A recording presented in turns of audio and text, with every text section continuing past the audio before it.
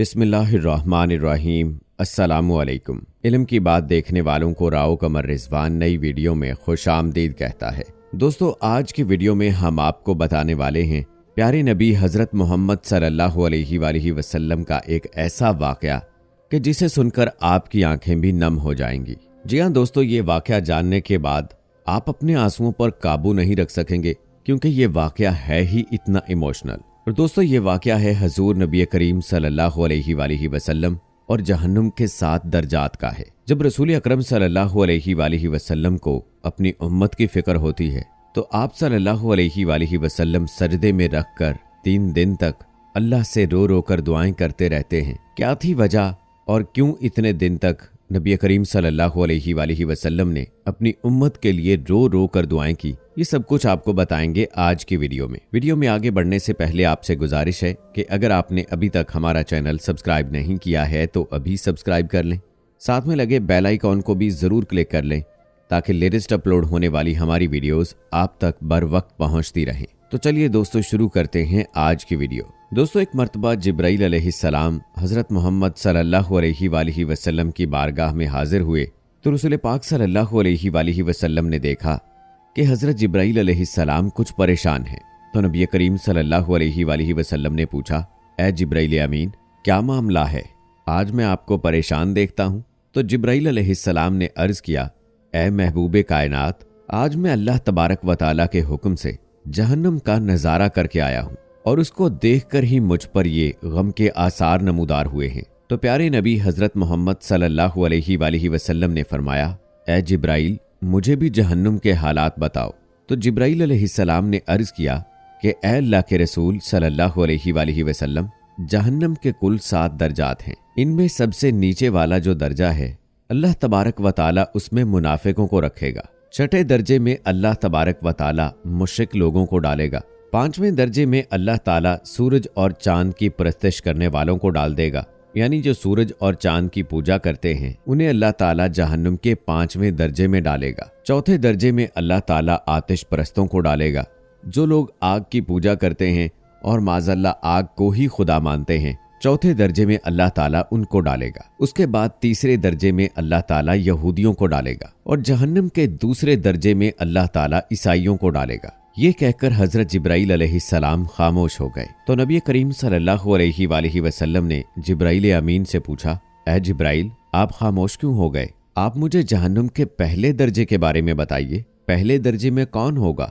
तो हजरत जिब्राइल अलैहिस्सलाम ने अर्ज किया, ए महबूबे खुदा सल्लल्लाहु अलैहि वसल्लम, अल्लाह ताला जहन्नुम के पहले दर्जे में आपकी उम्मत के गुनाहगार मुसलमानों को डालेगा। यानी जहन्नुम के पहले दर्जे में आप सल्लल्लाहु अलैहि वसल्लम की उम्मत के गुनाहगार शख्स जाएंगे। दोस्तों, आप सल्लल्लाहु अलैहि वसल्लम की अपनी उम्मत से मोहब्बत देखिए और इस गुनाहगार उम्मत की फिक्र देखिए कि जैसे ही आप सल्लल्लाहु अलैहि वसल्लम ने हजरत जिब्राइल अलैहिस्सलाम से ये बात सुनी तो आप गमज़दा हो गए और फिर आप सल्लल्लाहु अलैहि वसल्लम ने हम गुनाहगारों के लिए अल्लाह ताला के हुजूर दुआ करना शुरू की। 3 दिन ऐसे ही गुजरे कि आप सल्लल्लाहु अलैहि वसल्लम मस्जिद में नमाज पढ़ने के लिए तशरीफ लाते, नमाज पढ़कर हुजरे में तशरीफ ले जाते और दरवाज़ा बंद करके अल्लाह के हुजूर रो रो कर फरियाद करते, दुआ करते। जब सहाबा कराम रिजवानुल्लाहुम अजमाइन ने ये माजरा देखा तो वो परेशान हो गए कि हुजूर सल्लल्लाहु अलैहि वसल्लम पर ये कैसी कैफियत तारी है। मस्जिद जाते हैं, मस्जिद से हुजरे जाते हैं, घर भी तशरीफ नहीं ले जा रहे हैं। जब 3रा दिन मुकम्मल हुआ तो हजरत अबू बकर सिद्दीक रजी अल्लाह ताला अन्हो से रहा न गया, तो उन्होंने जाकर हजूर नबी करीम सल्लल्लाहु अलैहि वसल्लम के हुजरे पर दस्तक दी और सलाम किया, लेकिन सलाम का जवाब न आया। तो हजरत अबू बकर सिद्दीक रजी अल्लाह ताला अन्हो हजरत उमर बिन खत्ताब रजी अल्लाह ताला अन्हो के पास रोते हुए आए और फरमाया, ए उमर, मैंने सलाम किया लेकिन सलाम का जवाब न आया, लिहाजा आप मेरे साथ चलें, हो सकता है आपको सलाम का जवाब मिल जाए। हजरत उमर फारूक रजी अल्लाह ताला अन्हो गए और आपने 3 बार सलाम किया, लेकिन अंदर से सलाम का जवाब न आया। हजरत उमर बिन खत्ताब रजी अल्लाह ताला अन्हो ने हजरत सलमान फारसी रजी अल्लाह ताला अन्हो को भेजा, लेकिन फिर भी कोई जवाब न आया। हजरत सलमान फारसी रजी अल्लाह ताला अन्हो ने हजरत अली रजी अल्लाह ताला अन्हो को ये सारा वाकया सुनाया। हजरत अली रजी अल्लाह ताला अन्हो ने सोचा कि जब इतने बड़े बुलंद मर्तबे वाली शख्सियात को सलाम का जवाब ना मिला तो मुझे भी वहां पर नहीं जाना चाहिए, बल्कि मुझे उनकी नूरे नजर हजरत फातिमा ज़हरा रज़ी अल्लाह ताला अन्हा को अंदर भेजना चाहिए। चुनाचे हजरत अली रज़ी अल्लाह ताला अन्हो ने हजरत फातिमा ज़हरा रज़ी अल्लाह ताला अन्हा को तमाम अहवाल बता दिया। तो फिर जिगर गोशाए रसूल हजरत फातिमा ज़हरा रज़ी अल्लाह ताला अन्हा हुजरे के दरवाजे पर आकर दस्तक दी और बोली, बाबा जान अस्सलामु अलैकुम। बेटी की आवाज सुनकर महबूबे खुदा हजरत मोहम्मद मुस्तफ़ा सल्लल्लाहु अलैहि वसल्लम उठे और दरवाजा खोला और सलाम का जवाब भी दिया।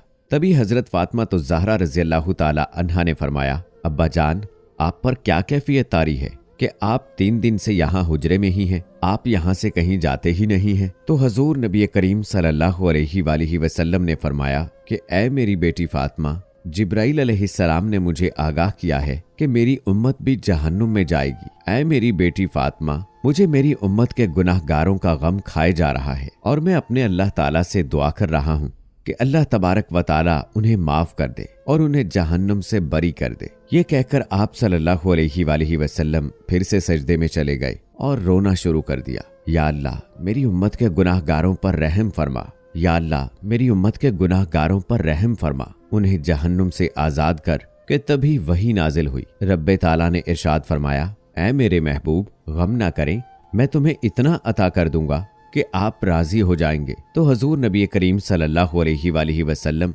खुशी से खिल उठे और लोगों से फरमाया, ऐ लोगो, अल्लाह तबारक व ताला ने मुझसे वादा किया है कि रोजे महशर वो मेरी उम्मत के लिए मुझे खूब राजी करेगा, मेरी उम्मत के मामले में मुझे खूब राजी करेगा और मैं उस वक्त तक राजी नहीं हूँगा जब तक मेरा आखिरी उम्मती भी जन्नत में न चला जाए। सुभान अल्लाह। दोस्तों, ये वही नबी करीम सल्लल्लाहु अलैहि वसल्लम हैं जिन्होंने दीन इस्लाम के लिए पत्थर खाए, मुश्किलात झेली, अजियतें बर्दाश्त की, लेकिन अल्लाह ताला का पैगाम दुनिया वालों तक पहुंचाते रहे। दोस्तों, हमें ये समझने की जरूरत है कि जिनको अल्लाह ताला ने मासूम पैदा किया, जिनका कोई गुनाह नहीं है, वो किसके लिए रोते हैं? वो अपनी उम्मत के लिए सजदों में दुआएं करते हैं। और हम हैं कि उसी के उम्मती होते हुए अपने रास्ते से भटके हुए हैं, अपने लिए भी इबादत नहीं करते कि अल्लाह ताला हमें सिले में हमारे गुनाह बख्श दे, हमारे जाने अनजाने में हुई जो खताएं हैं, जो गलतियां हैं, उनको माफ कर दे। हमारे प्यारे नबी हजरत मोहम्मद मुस्तफ़ा सल्लल्लाहु अलैहि वसल्लम ने कितना मुश्किल वक्त देखा,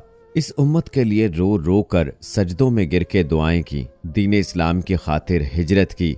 ऐसे ऐसे सहाबा कराम थे जिन्होंने अपना अपना घर और अपने घर वालों को दीन इस्लाम की खातिर कुर्बान कर दिया। कितना ही मुश्किल वक्त क्यों ना आया हो, हर हाल में अल्लाह ताला का शुक्र अदा किया, भूखे प्यासे रहकर भी गुजारा किया, भूखे पेट भी जंगें लड़ी, पेट पर पत्थर बांधकर भी जंगें लड़ी। बहुत सारे ऐसे असहाब थे कि जिनको एक वक्त का खाना भी नसीब नहीं था, लेकिन वो दीन इस्लाम की खातिर अपनी जानों का नजराना पेश करते रहे। एक उनकी मोहब्बत है और एक हम भी नबी करीम सल्लल्लाहु अलैहि वसल्लम के उम्मती होने का दावा करते हैं। हम में से कितने ऐसे लोग हैं जो नबी करीम सल्लल्लाहु अलैहि वसल्लम की जिंदगी पर अमल करते हैं, उनके बताए हुए तरीकों पर अमल करते हैं, और जितनी फिक्र नबी करीम सल्लल्लाहु अलैहि वसल्लम ने अपनी उम्मत की, क्या हम उतनी फिक्र अपनी भी करते हैं? क्या हम ये नहीं देखते कि इस दुनिया में आने वाले लोग एक दिन चले जाते हैं और हमारे सामने कितने ही ऐसे लोग जो खुद को बड़ी चीज समझते थे, आखिर एक दिन मिट्टी में ढेर हो गए।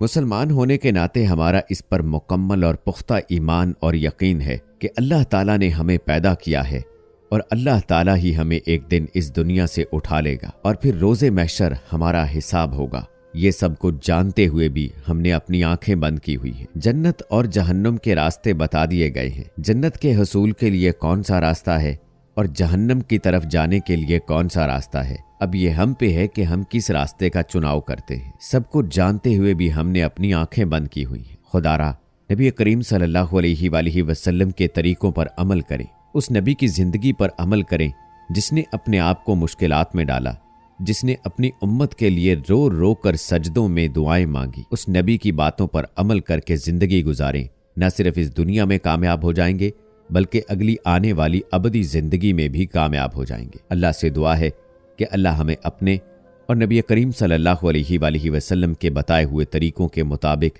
जिंदगी गुजारने की तौफीक अता फरमाए। आमीन सुम्मा आमीन।